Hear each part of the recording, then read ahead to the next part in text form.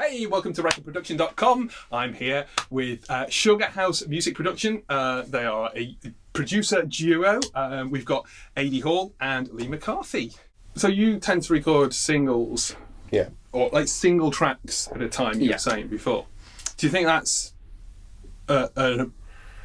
somehow related to the way music is consumed now? 100%. Yeah. I think Spotify phenomenon. I think it's also financially for the bands. I think coming in, I think it's easy for them to do one track at a time, and it is a lot to do with the way people like little snippets of music at a time. Even if a band was to record, like sometimes we record like 2 or 3 or 4 songs with us, bands tend to stagger that throughout a year anyway, or leading up to an EP. But it's very rare the band will put out an EP these days, really, in one go.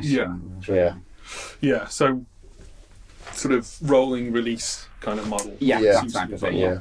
So here's a question: how do you get consistency between your different tracks or does consistency matter between different tracks? We work on quite a lot of different stuff, to be honest. So we can work on a pop track one day and a punk track. Yeah. But if someone's making an EP, that's tricky, but we do have a kind of starting point process that we always work to, and because essentially we're using air all the time, we kind of know where we're at all the time, and we have an idea about what the whole project is going to be, even if it's like maybe 2 months between. I think sometimes a bit of perspective is a good thing as well, because like when you've done one track with a band, it gives back. Sometimes a band might get an idea for the next thing they're going to do, and they might go away and write a better song from what they've learned in the studio with us, and it's kind of like, it's always a good reference for the writing usually, whatever happens in the studio.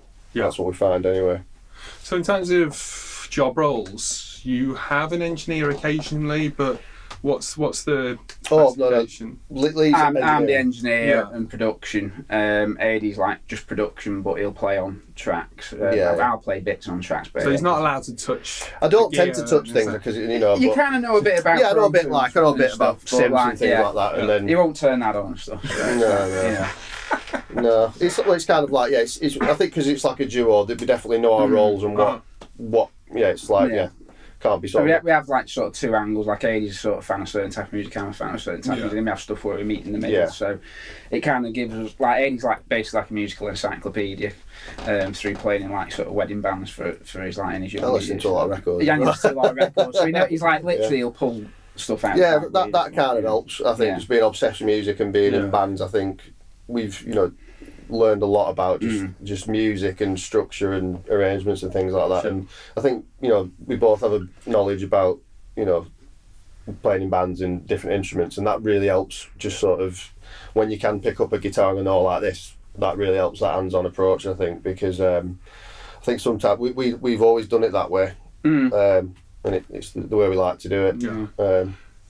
Do you find that the working on one song approach gives you more time to get the band focused on quality performances for each take, for instance, like accuracy? Because I don't hear a lot of your stuff, because obviously we're sort of in and out at different times, but from what I recall, a lot of your things are quite the nice accurate pop rock tracks, it can be like quite detailed, so like we kind of get like I think we're very song focused, because I think what we've learned over the years, like you can't roll it in glitter. If it's not a good track, it's not a good track.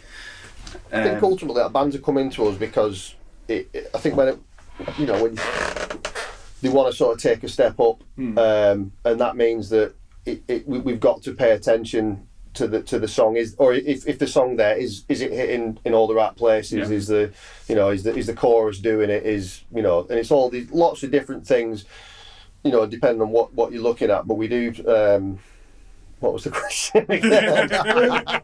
Accuracy? I don't know.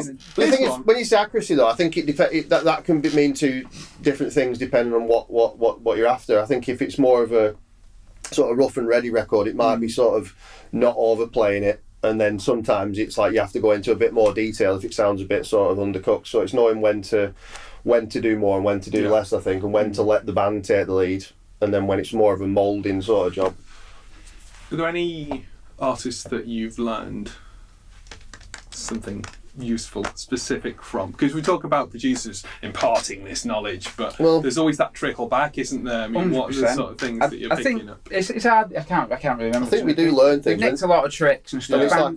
Bands come in you know what happens? A lot of the really young bands who maybe it's the first time in like a sort of proper studio, they don't think like kind of like maybe we do and like older musicians and stuff. So it's like they'll come in and like have a completely like different approach to like writing or sounds or whatever, and completely will like grab that, and you can kind of, what they help you do as well as they help you see maybe what the future's going to bring in terms of like some of the new bands coming through, and that's good to get a handle on as well, because that's kind of part of our thing really. Yeah, and sometimes it's nice to see all like the new bits of gear as well. Sometimes that's like seeing guitar pedals and that sort of gives that gives you we've done a bit of that because it's a weird sort of we're in the northwest, so we're not London here, and it's not like there's all this traffic coming through, and there's not that many people working out of this specific studio, wonderful as it is, because it's incredible. I try and keep it under my hat. So. A lot of people are surprised by the studio. It is like a real gem, and everyone's like, "Oh, I didn't know this was here." And it's like, but I do think in time to come it will be, things have happened here that even people are surprised about some of the records we've done in here. They come in there, they didn't know it was made here. But I think it's. I think in time, I do think that'll change. I think people. The cat will have to be let out of the bag at some point. It all becomes just yeah. To be fair, though, I mean, it's the cost effectiveness of bringing artists over. I had a guy come over from the south of France once to mix the record in here, you know. So it's like, because it's really cost effective and such like. But so tell me about artists that you've worked with. Well, where did you sort of get to the point where you could do this full time? I think at first it was like we were doing this, and it was probably like in the early years it was probably a bit up and down, wasn't it? Yeah. We had months where we were really busy, and then months where we were sat at home, and then I was in like a wedding band as well at the weekends, and you were teaching as well and doing live sound. So it was kind of like, it really was in the beginning. It was just survival. That's what it was about, just making a living. We didn't charge very much in the beginning as well, just because we're of the mindset that we just want to work with a lot of bands. And I think getting started, keeping the prices very low was good, because we were able to attract certain bands, and there were certain jobs that we called bill payers. Yeah. We did a good job of it, but it wasn't really, nothing to write home about. But I think eventually we started. A few years in, bands started getting recognition, and that helps us, like bands like Viola Beach. Did a bunch of singles with them, Pale Waves. More recently, Larkins, who are doing very well at the minute. And I think then that, word of mouth, that people find out once you've got a body of work that people are at a certain level are familiar with, it really helps. But what you see, the thing is like when we're looking for a band, what I really like is, we're not necessarily looking for I like looking for the sort of diamond in the rough, like there's something there, there's a song there, but it might not have been fully realised on a record or the performance, but we know what we can bring to the party, and we know that's exciting thing. The level. So, talking about taking things up a level. Oh yeah. So we were working on an MTA 980 for the last decade, and then the Origin's just gone in. Blood, sweat and tears and all that. How are you finding it? Amazing. Yeah, loving it. It's nice that everything works, isn't it? You plug stuff in and it just happens. It's great. No, it's amazing. Love the EQ. Love the drive on it. Been using that a lot. Yeah, it's really cool, isn't it? I've only mixed 1 or 2 tracks on it and kind of run out of time on the rest of the sessions, but yeah, amazing. It's I'd say it's worth every penny. Yeah. Got fancy lights on when you turn it on. Fancy lights. You've got to have fancy lights. It impresses the bands. The SSL rep is nodding in agreement. So in terms of like moving forward, where do you see yourselves in? We're in the middle of a pandemic at the minute, and We are taking suitable precautions, by the way, about this interview. Obviously, things have changed massively. I know that you're working with artists still, and there's an elaborate system of people sitting in the corridor, etc. Which you were saying was kind of a cool thing. It's like an old 1960s Abbey Road style, isn't it? It's a bit like bands having appointments, like for their bit. But it's not really changed the outcome of the recordings, really. In some ways, the not all the time, but it's the distance and the precautions. It's made it a bit more efficient in a way, like things like just less messing around a bit more. But we're still sort of. What's cool about this room is you've got 2 live rooms as well, which we've been able to do that as well. That's been really handy actually. But I mean, in terms of like, if this blows over by next year, we're in December 2020 at the minute, and let's say people start getting vaccinated and the live music scene comes back, where do you see yourselves, end of next year? I don't know. I mean, probably before the pandemic, we were set to have our busiest year. Yeah. And we've still done all right. Yeah. We've been when we've been able to work, we've worked. Yeah.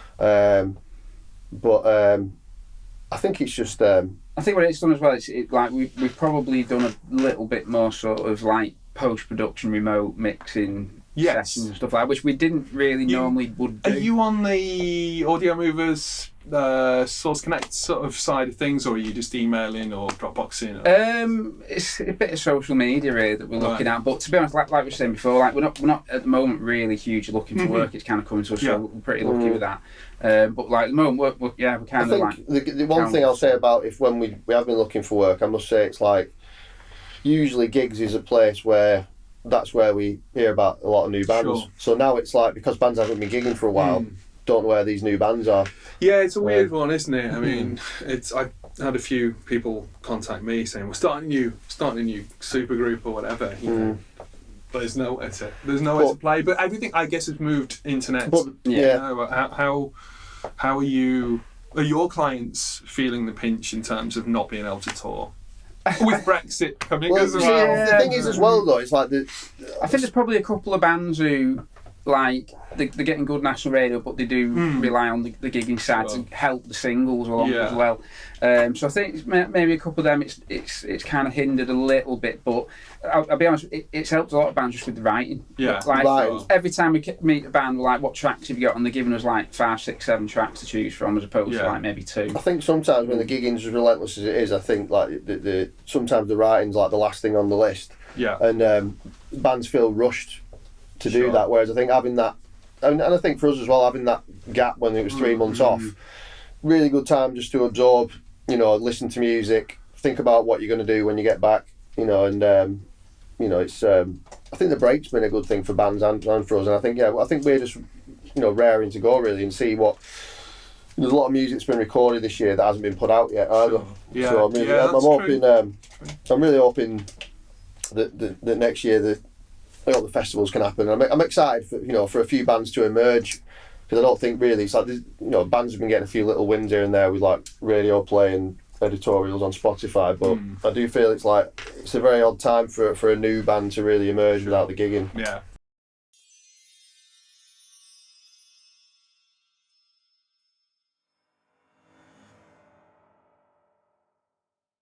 Well, thank you to Sugarhouse Music for taking the time to chat to us here at Catalyst Studios in St Helens. Let's finish off with, one tip that you would give yourselves if you met yourselves 10 years ago. I would probably say, for me, learn the engineering element of the job sooner. I'd say hang in there. Because it was hard. It was hard. There was points where you were looking at jobs. There was points where we're thinking of packing in, but we've both got supportive, partners. Yeah. And they're finally kind of seeing that we're not taking the mick now. Because we're really lucky to be able to do this, because it's not a proper job really. So it's like, don't tell anyone. So it's out of the bag there. We're really lucky. We're just fortunate to do it, and I think really glad we stuck at it, because it's not really lucky to be able to do it. So yeah. So Lee and Ady, Sugarhouse Music. What's your website? Where do people go? It's www.sugarhousemusic.co.uk and we're on social media. And Big Life? And we're on Big Life and 140 dB management sites. Check them out. And come to Catalyst Studios in St Helens. It's awesome.